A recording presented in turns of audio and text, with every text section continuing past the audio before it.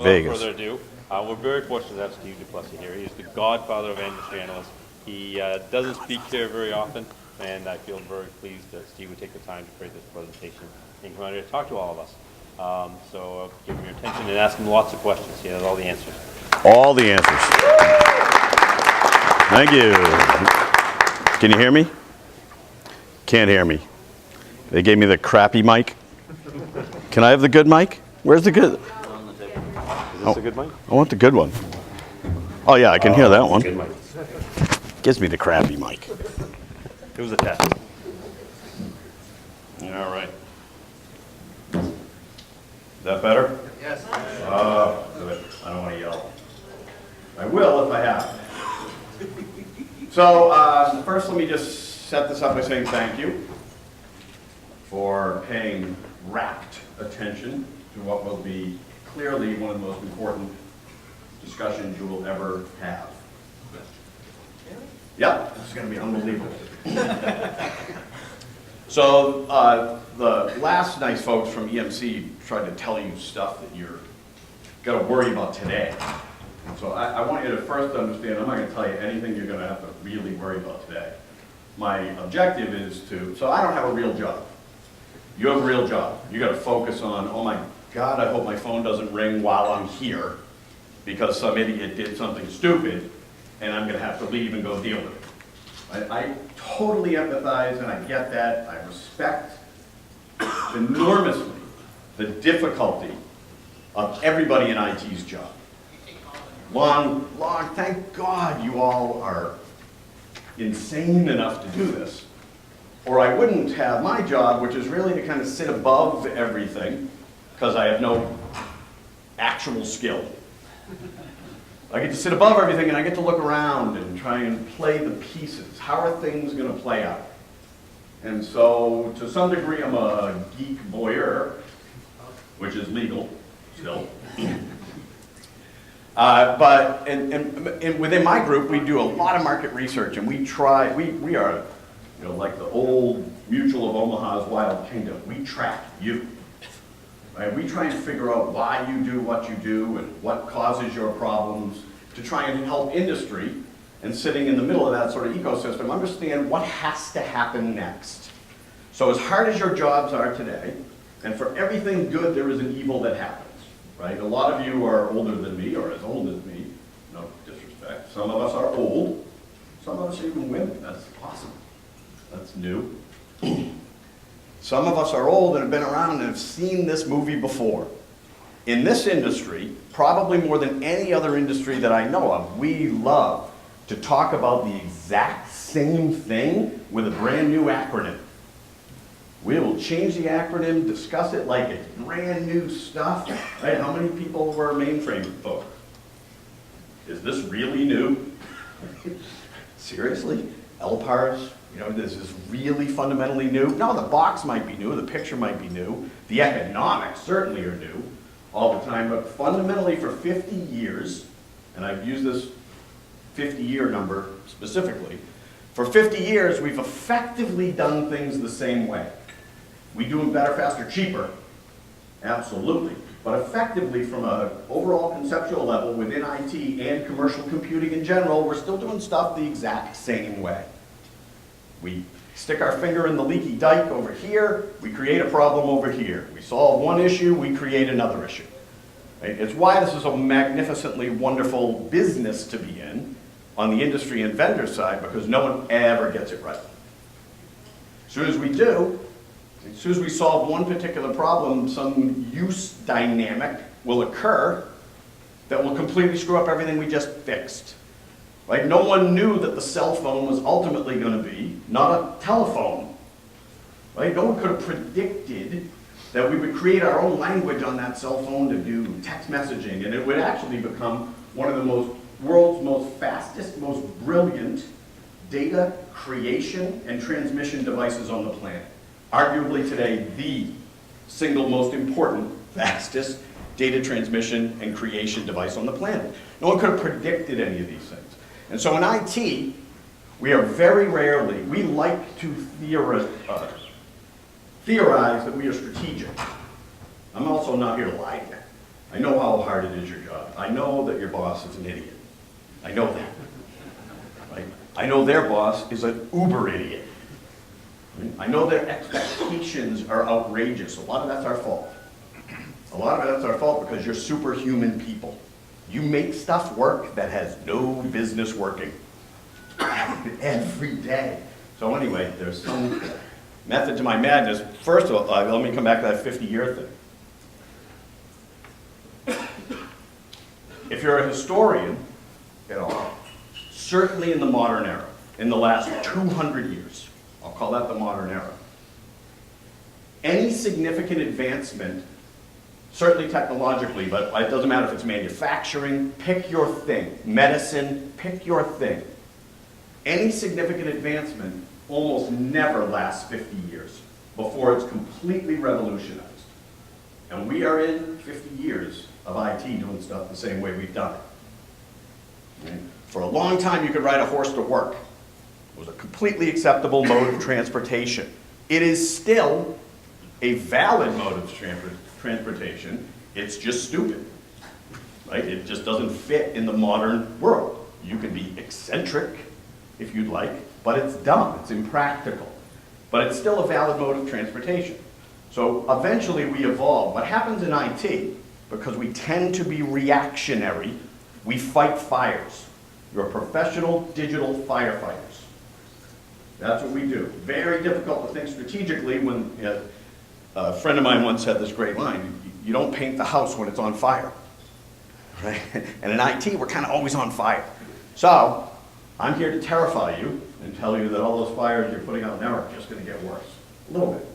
And then we can talk about whatever you want to talk about from the Red Sox on. As long as the Yankees lost, I'm okay. Oh, wrong button. Seriously? Check to see if the slider is Slider on the on position. Yeah, yeah. Technology. Is there an IT guy here? there it is. We would have figured it out. It's not on. Anybody know what that computer is? Anybody remember that? That's awesome. And that's not even 50 years old, obviously. It was just the oldest one we could find that fit on a slide. So, since you were little computer science majors 100 years ago, this is exactly how the world has operated and does operate. Monolithic stacks of computing elements. Yeah, it works the same. Doesn't matter if it's a pyramid or in this particular case, that particular stack. You got an app, talks through an OS to a big stack of stuff. Right? Anything fundamentally different today? Same thing. Same thing. The root may change, the presentation layer may change, all the same things. Things get bigger, faster, better today. Right, here's to, wow, what did we do? We disaggregated storage today, physically disaggregated it, create logical presentation views all throughout that stack, but it's the same thing. Everything we do today, by and large, 99% of what we do today is built on monolithic infrastructure stacks. Now, why did we do that? Anybody want to guess? I'll give you the answer. Because it worked. That's why we did that. So what we've had to do for 50 years, again, any different piece can be, this one's better than that one, mine's bigger than yours, this one's faster than this, et cetera, et cetera. But fundamentally, architecturally, everything in our world has primarily been monolithic stacks of computing. The reason that we did it is because it works. Why did it work? Is because when we could contain an application to a physical set of infrastructure, we could plug whatever holes we had to, optimize whatever it was we needed to make sure that it fit within our parameters of acceptable service levels. When we added more users, when we needed more transactions, when we got whatever else jammed down our throat, the industry responded by fixing those problems. Moore's law is why this has worked. So we've added new use cases because we don't anticipate all of them. We didn't think everyone in the company was going to be on the computer systems back in the day. We were very specific, just accounting or just whatever, engineering. Very specific use cases. But by and large, the way we compute an application is based on build a stack, don't let anybody else touch it. Interdependencies are the death of our computing environments. Hard to fix a siloed stack of stuff with one application running. It's hard, right? Because things are so fast and so incredibly powerful. It's difficult. The tools have never kept up with the overall capabilities of the systems to be able to help us isolate and figure out what causes the problem. We can find a fire normally, and in the older days, when it was purely a single stack of stuff, you just look for the red light. What broke? And you fix what broke type of stuff. Red lights are hard to find today. They're virtual. Where's that? I don't know. Here's where it's a ghost, it's an image that you can kind of see there, but fixing things becomes harder and harder and harder as we move along. So the point of this slide is that 50 years ago, everything was in one box. Today it's not in one box. But logically, it's still one box. It's still one monolithic instance of an application executing through its own, by and large, specific kind of stack of hardware. We've disaggregated storage. We made it look different. It sits out there. As a matter of fact, storage was the first truly virtualized outside of the mainframe. In the distributed and open world, storage was the first truly virtualized stuff. And by truly, I meant we made something that was physical look different than it was. Fascinating. Virtualization 1.0, the age of consolidation and utilization. How many of you are completely consolidated perfectly and get optimum utilization now just in your servers? Forget everything else because you don't get it everywhere else. No. Right? We're still just on that path. This is all just kind of happening in real time. Sure, you've been at it for 5 years, but we're not there. We're not done. And this is interesting. I'm going to call it the beginning of a serious evolution, potentially the revolution beyond that 50 years that I talked about. Very important step along the way. Disaggregating the physical from the logical is paramount, not because we don't like the physical. It is paramount because the only way we ever ultimately strive and take forward significant steps is when we do things that eliminate the human being from having to be in the middle of it.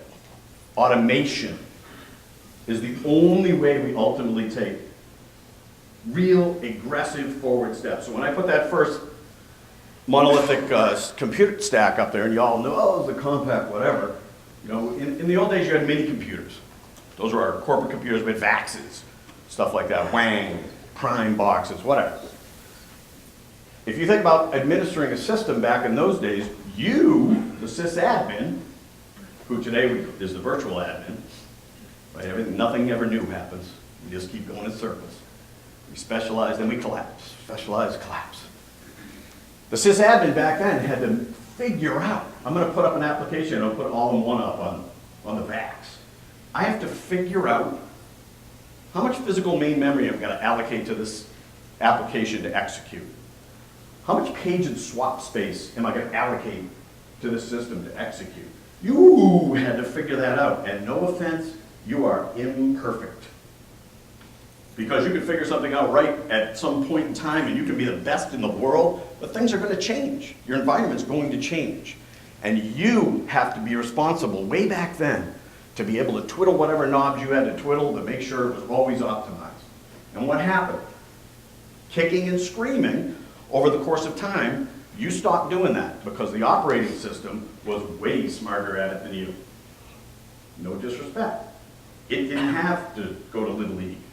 Or it didn't have a real job. Right? It just sat there. The computer is smarter than the person at heinous, tactical, manual labor. But as human beings, we hate giving up those control elements. It's also part of our problem. So, we talk about virtualization 1.0. What did we do? Our problem that we solved with VMware, which by the way VMware solved 10 years earlier, it just wasn't a market problem, it was a test dev problem, but our problem that we solved was a utilization issue primarily. We had a lot, Moore's Law surpassed our ability to consume. All of a sudden, cores were no issue. MIPS were no issue, VOPs were no issue, whatever it was. We had tons of processing capability that we couldn't possibly use in our current manifestations. So because we ran one-to-one relationships, application to server, physical, all of a sudden we had a zillion servers all over the place that were all terribly utilized. So the theory was, gosh, we could consolidate those, get rid of a whole bunch of these physical boxes, and virtualize, and make one physical look like 6, 10, 58, I don't care, however many, virtual machines, and allow applications to not know that was happening. Containerize that application, still thinks it's in a physical stack, still operates essentially like it's in its own physical stack, way better utilization of the server. Interesting dynamic. 30 years ago, the server was proprietary, complex, enormously expensive. By far the single most expensive thing in our infrastructure.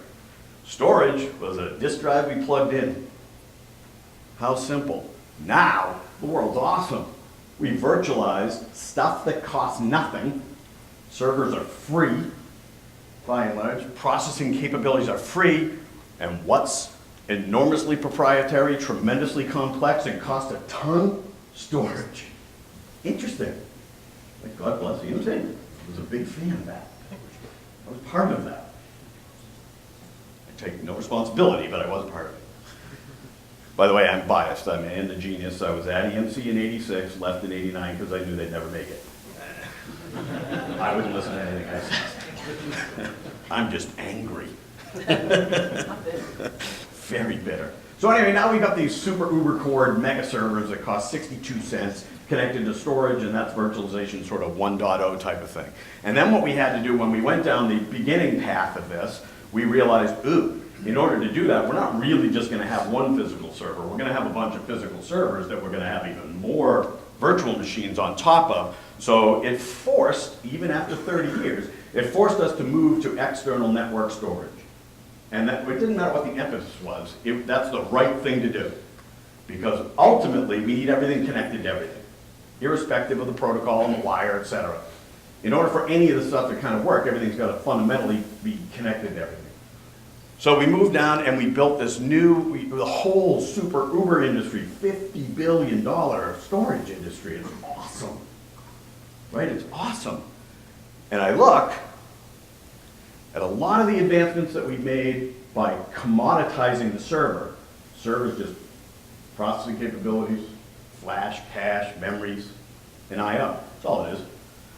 All the advancements we've made there, and yet I look down into the storage and go, God, that's so 1988. You know, it might be really great 1988, but I'm going to show you some of the problems. Maybe. Virtualization, because, again, we have a wrapper inside that primary server, virtualization has caused I/O problems for the first time in decades. Because again, when things were physical, located on stack, you could maximize and optimize that stack to be able to handle whatever workload you needed. Things got slow, you knew what to fix. Ooh, I can't get enough throughput, great, I add bandwidth. I can't get enough I/O, great, I add spindles. And whatever the patch of the day is. Solid state, et cetera, et cetera. But you knew where the problem lay. You knew what your system could handle, and what did we do? We always built for peak doomsday scenarios. So our infrastructure stack in days of old was the opposite of consolidated and well utilized. Because we built for the Victoria's Secret moment. 50 million people are going to get online. And then 99% of the time we have way more stuff than we're going to use. Right? Bad math, good output, good performance. We don't want the phone to ring. Hey, you stink. Right? You have a thankless job. You know, no one ever goes, hey, nice networking. Right? No one says that. But the nicest little old lady will kick you right in the butt when her email doesn't work. I can't get that Facebook picture. Terrible people. So, virtualization, as anybody that's been through this, has created a set of brand new I/O problems we never counted on, because nobody knew this was going to happen. right? Nobody knew. We containerized. Why does this happen, by the way? It happens because one VMDK executing one application has a specific workload profile, and all of a sudden they mix and match with another VMDK right next to it. Those interdependencies that didn't exist in the physical world all of a sudden exist. Worse, they're transient. Something happens at 4 o'clock that doesn't happen at noon. These three things happen at 3 o'clock that didn't happen at 6 o'clock. And so not only do they create these problems come in and go out. So how do you fix something like that? In the old days, we fixed something by going, oh, I can understand the problem, and I optimize to the problem. I solve for that because it's a constant. Right? 9 to 5, I have 5,000 users that do X. And we can solve for that. This is a different world. This is a massively transient world. The problem, by the time you solve the problem, it probably doesn't exist. And then it shows up again 4 hours later or 4 weeks later, whatever the case is. So these make it hard enough. The solution from an I/O problem perspective today in a virtualized world is to do exactly the opposite that we're intending to solve on the other side, which is to typically over-provision. We buy more stuff, more spindles, more cache, more controllers, more stuff than is optimal from an economic perspective, simply because we can't deal with the phone ringing, and why doesn't this work under this set of conditions? Make sense?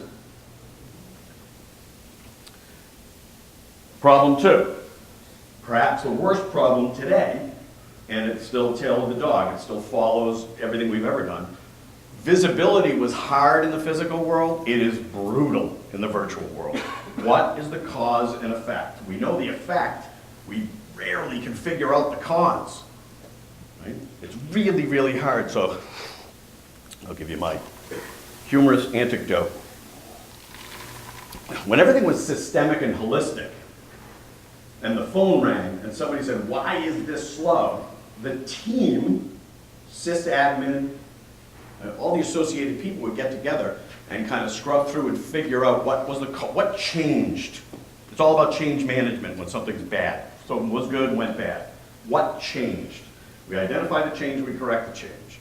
Today, Friday, everything worked great. Monday morning, people are screaming. The business line is screaming. Nothing changed. What happens? VP Ops, whoever it is, gets the team together. Sysadmin, network admin, storage admin, DBA, whoever owns the app, storage guy, on and on and on. Whole team get together. Okay, fellas, ladies, something happened. Go figure it out. What happens? We scamper back to our individual cubes and we look through our very specific myopic set of tools, because I'm the storage guy, I go through my storage logs, and the DBA goes through their logs, and everybody else goes through their own logs, only to stand up and go, not me! Not me. That's not helpful. It's good for you. Way to go, it's not you. But it's these interdependencies and the lack of our ability not only to functionally to see things, but we've gotten used to over the last 15 years of not even talking to each other, because we've gone through the age of specialization where I don't even know how to talk to. I don't know what that guy does. He's a geek. Right? Very difficult. So all of a sudden now we're kind of forced back into a world where thou shalt communicate. And this is good for humanity, by the way. It's good. You know what's the difference between an introverted IT guy and an extroverted IT guy? The extroverted IT guy looks at your shoes when he's talking to you. Just kidding. I usually say engineers, but when in Rome.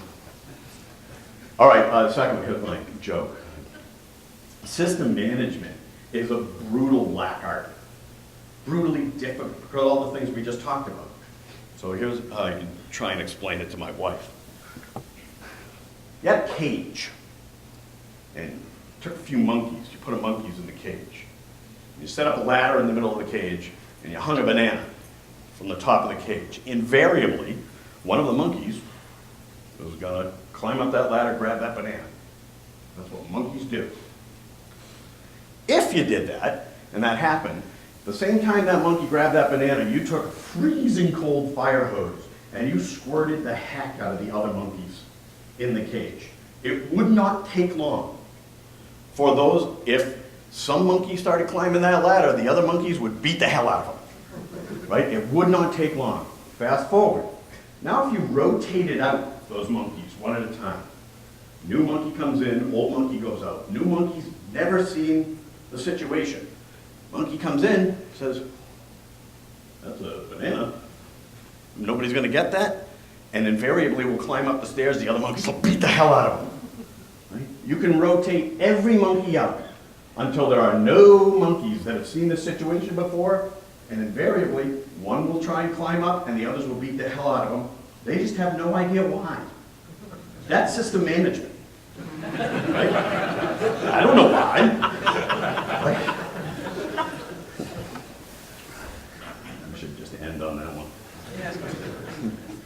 All right, so visibility, really hard. Really hard. We have not kept up because, again, with so many different physical interdependencies, is if an EMC box on one end, you've got VMware in the middle, you've got HP on the top, you've got Cisco in the middle, kind of stuff. There's still all sorts of these disparate interdependencies. Part of the reason, by the way, that this whole notion of the consolidated stack is getting play.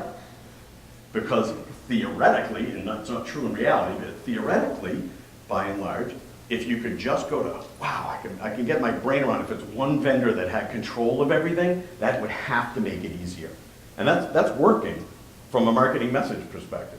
Not necessarily 100% advocating it, because it's not like HP knows what they're doing all the way down the stack. You know what I mean? But anyway. So just to make everything worse, which you didn't think was bad enough, we combine mobility. So just in case you could, oh, I see the red light, we go, no, we're putting it over there. Right? It's awful. So it was hard enough, we had interdependencies within some container. A VMDK acts like X over here and Y over here. Now we're gonna move them around. It's part of the brilliance and the allure of the whole virtualization principle, right? It's fantastic. We have to enable this to occur, but whew, you know, we're still treading water, and somebody keeps diving in and doing cannonballs. Follow my logic? Here's where we're going. Sorry, I'm too. Making one great physical box look like 6 virtual machines is awesome, but that's not interesting. That's a utilization consolidation play that we had already talked about. What's really interesting is making 6 physical boxes look like 1 to an application. Because once you can do something like that, you break all the physical boundaries associated with the resource collection within those physical boundaries. What's in a box? Bunch of cores, bunch of memory, bunch of I/O capabilities. It's in a big disk array. Bunch of disks, bunch of capacity, bunch of cores, bunch of channels, bunch of I/O capabilities, et cetera, but restricted to within that box. So when we can, spin up a virtual machine or an application instance, virtual or physical, within some particular thing, and we need something more, wouldn't it be great if we could get it wherever the resource was available? Unrestricted, right? Follow me? So we could stand up and tear down dynamically on a very transient basis whatever assets and resources that application needs for that period of time. That's cool, right? That's the ultimate in effectiveness. Because even in your own shops, you've got physical server A, physical server B. Physical server A can be completely wiped out at 4 o'clock because you're running X jobs. But having a physical server B sitting there doing nothing. It happens every day, let alone when you have thousands of these things, right? It's invariable that that will happen all the time. So what if, because what we're really focused on is prioritizing application importance, SLAs, application value, well, that's where we focused our time and let the magic system, I kind of call it the data center operating system, that VMware aspires to be, by the way, which is dangerous. But if that could happen, and it could just view all the resources within our data center as a collection of stuff that it can pick and choose and put together and stand up. The hard part's been done. We can build a virtual machine. That's hard. It was hard to do. We have to take, process a piece of a core, a hunk of memory, not all of it, right? Some I/O capabilities, some storage capabilities. That was really hard to do, but they're all bound still. They have physical boundaries associated to them. What if they didn't? And then my argument is sooner or later, they're not going to. Right? And I think I could prove that that exists because we do grid computing today. Most of us not commercially, but grid computing has existed for a long time.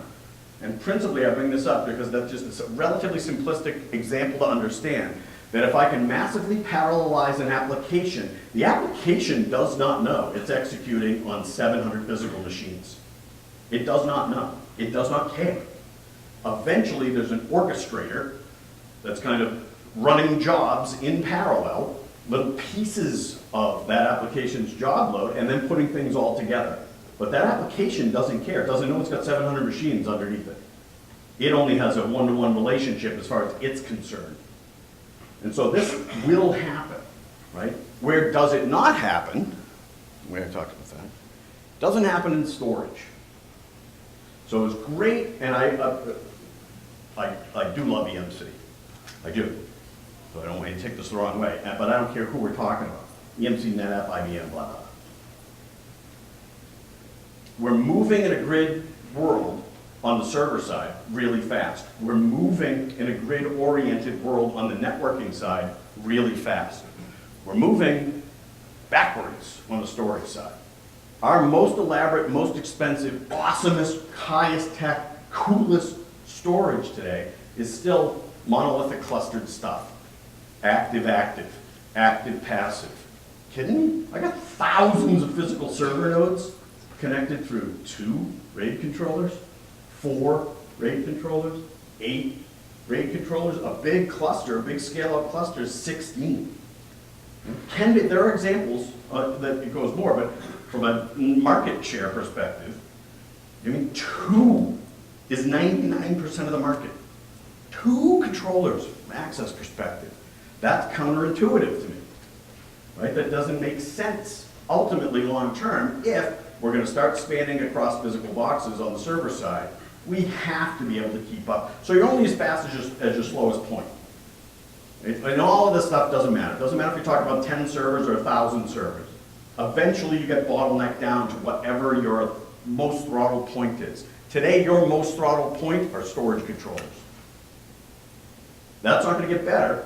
It's going to get worse. Now the EMC and everybody else does a great job making those storage controllers as awesome as they can be, fast and fast and fast.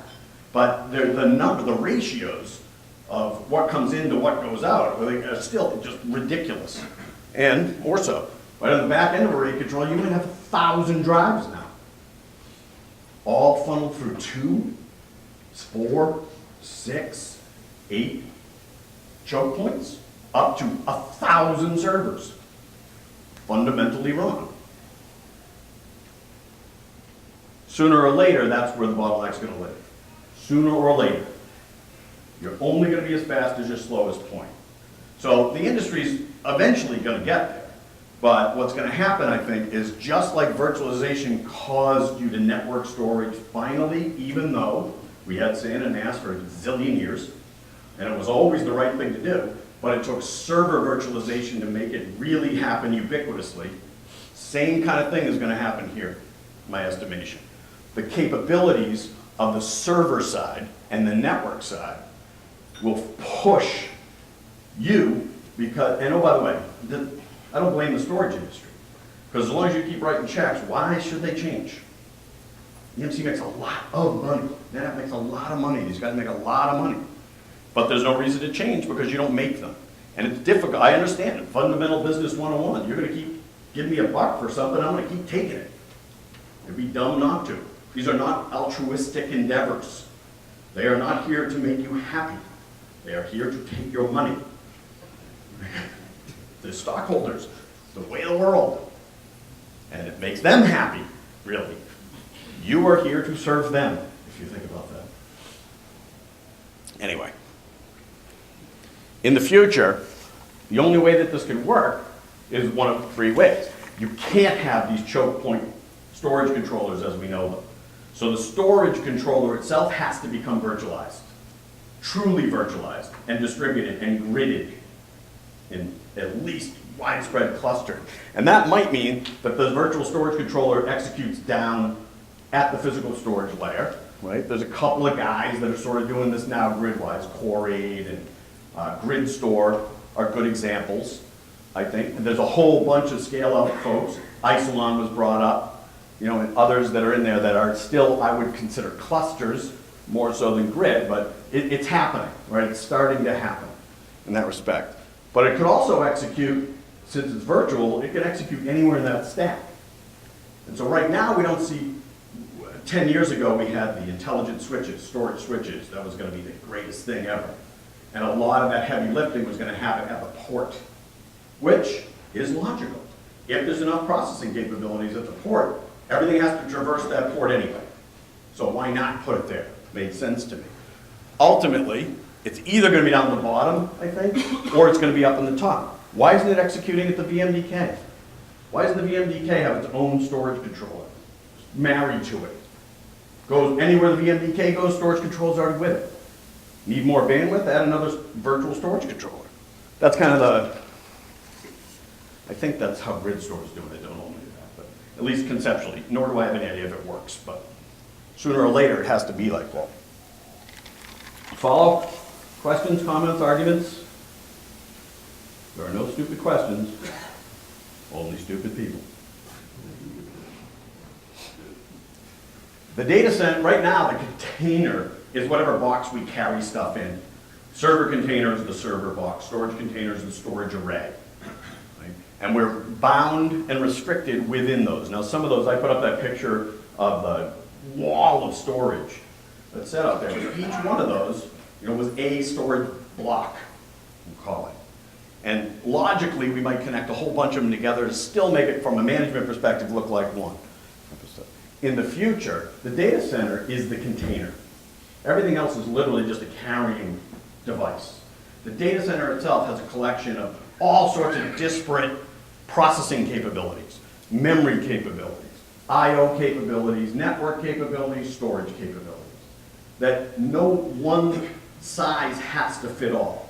Somewhere there's this uber orchestration layer, the data center operating system, for lack of a better term, because I haven't thought of one, that's the power function of the next century of corporate computing. If corporate computing stays within our purview, it doesn't all run up to the cloud. But somehow, even if it is at the cloud, that's how the cloud's going to operate. Right? That's from an operations perspective, how the cloud has to operate. There. I'll show you some more examples. But it takes what it needs when it needs it, and then gives it back. And the simplest way to kind of think of the next step on how we do that is that, how do I make two physical servers look like one to that app? Because once you can do that, you can do this. But Shoot. storage is not the issue, it's the data in the storage. And data is not ephemeral like cycles or like electrons on a wire. Yes and no. So the comment, excellent comment, was storage isn't the issue, data is the issue. Data is not ephemeral like any of these other things I'm talking about. And what happens in a grid, so here's the, I guess, net. Name your favorite cloud example in the modern era that computes what Amazon or Google or somebody like this. None of them use any traditional architectures. None of them. They do more transactions than anyone in history has ever done. They do more anything than anyone in history has ever done. And none of them have any of these restrictive covenants. What happens in all of their cases is, to one degree or another, because they'll never tell you, they gotta shoot you, but it's replicas.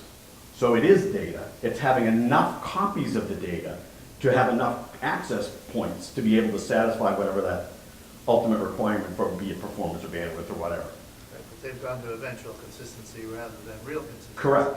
So No. You Look, gotta rewrite your applications at least. and at the very least, what will happen at, let's say, X years, I don't want to put a date on it because I'm always too far ahead, is all the applications will be written to take advantage of that. Today, they are not. They said that in the eighties about parallel processing. Yeah. How close are we today? But, Not yet. no, not yet, but did they have to do it?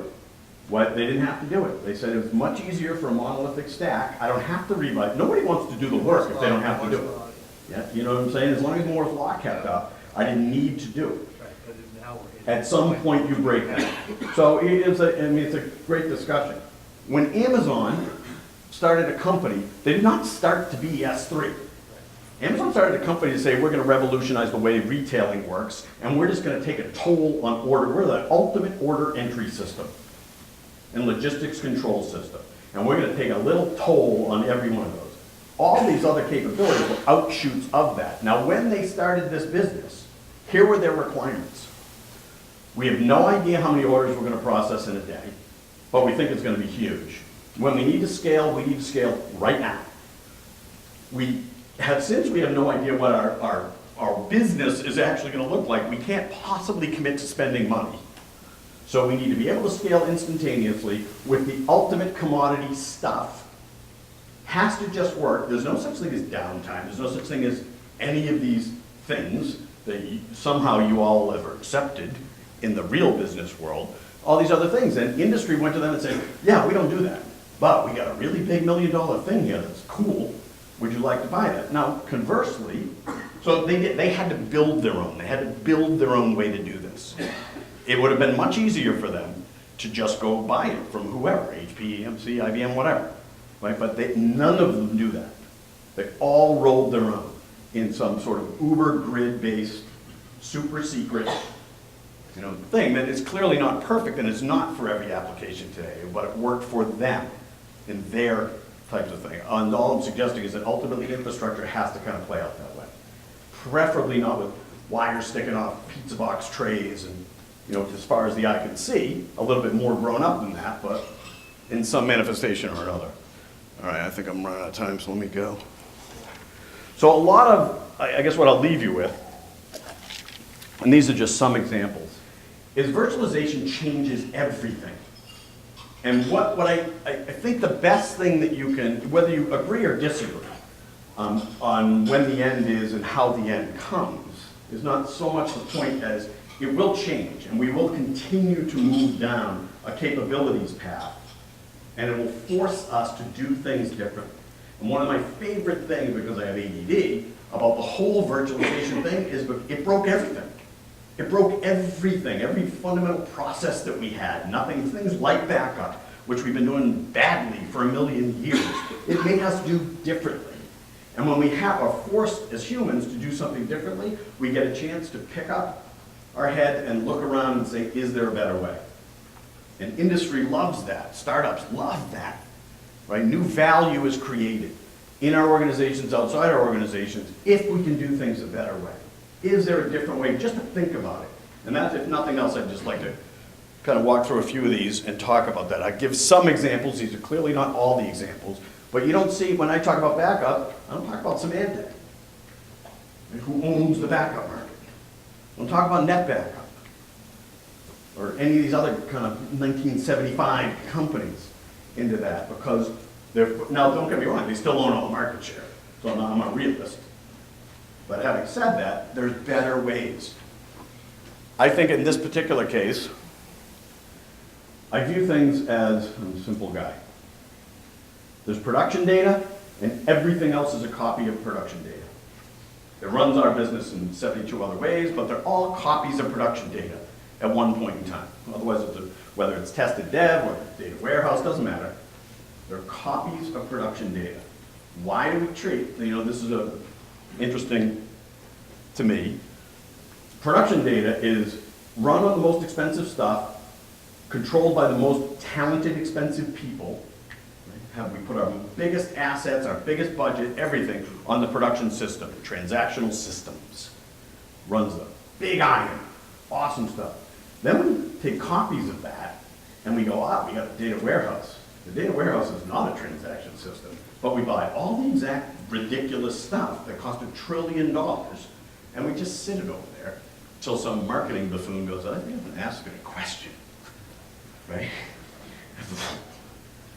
And then we do that like 6 times, because we go, well, customer service needs that, sales needs it, clearly marketing needs it.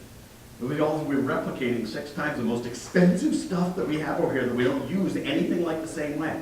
And we go, and who wins? Larry Ellison wins. Right? And Larry's going,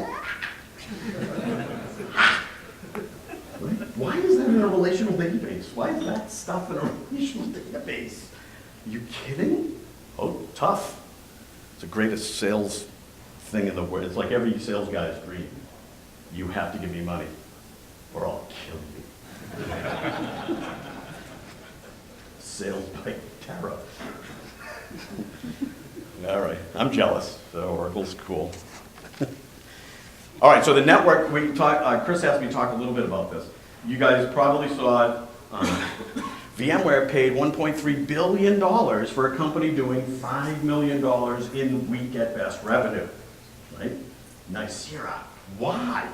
And now don't get me wrong, I have no idea if it was the right thing for them to do or not, but conceptually I understand it. And why is because VMware wants to control the entire world. I don't blame them for that. They want us to give money. Right, they're going to be the next one. VMware wants to be Microsoft and Oracle, etc. And I don't blame them for that.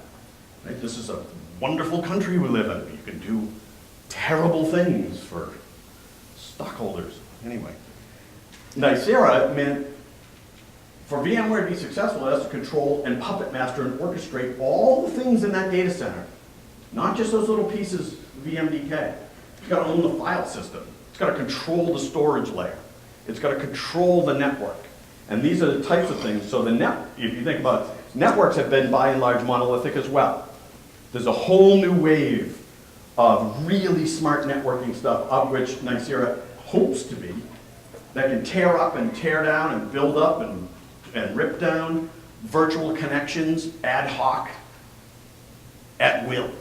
And when you think about what I talked about previously, how you take a collection of resources and apply whatever that app needs for that point in time, you have to be able to do that in the network. And so that's kind of their bet there. Will it ever pan out to be worth that much? I don't know. That makes me worth 300 million billion. I don't know. I talked a little bit about the consolidation play. You know, a lot of what we end up doing, here's how our whole industry works.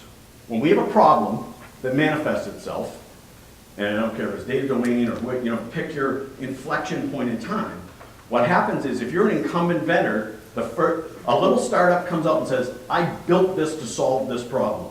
And that's what these kind of guys do. Or data domain did, or someone like NetApp 25 years ago did, or EMC 35 years ago did. They say, we purpose-built this to solve this problem. What do the incumbent vendors do? The incumbent vendors don't want you to give the money to anybody else, so they go, first thing they say is, oh yeah, we got that. That's coming. That's in the next rev. It's easy. We can totally have that. So they'll try and freeze you. Well, first thing they do is they go, that's ridiculous, that's the crappiest startup ever. They're totally going to go out of business, we're going to crush them. So why would you ever spend your money there? Then, once you start spending your money there, they go, yeah, but it's in the next release. It's in the notes, you can see it, it's a PowerPoint.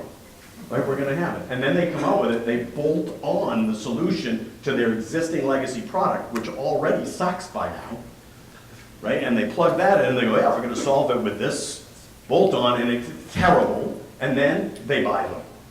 Right?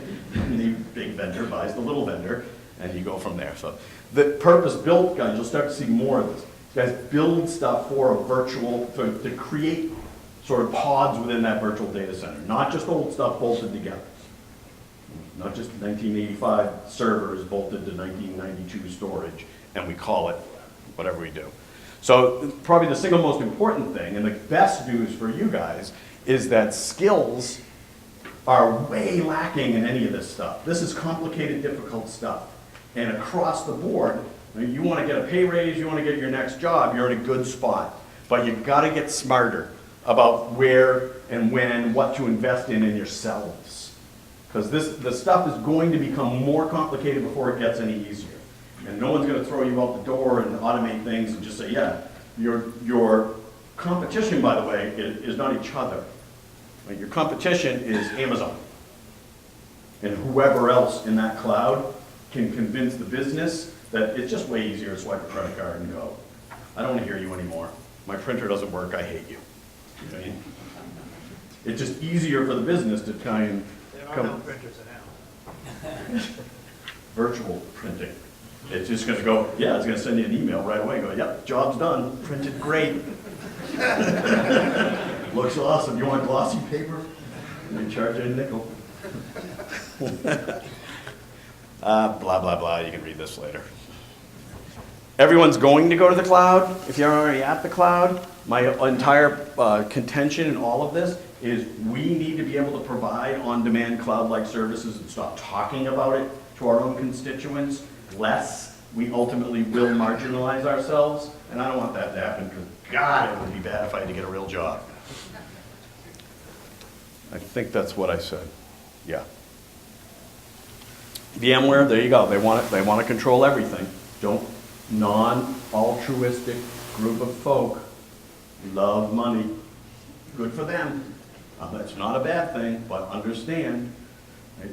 They will try and, no company in the IT space in the history of IT outside, and this was just because it seemed like they could do it, of IBM, really can control everything.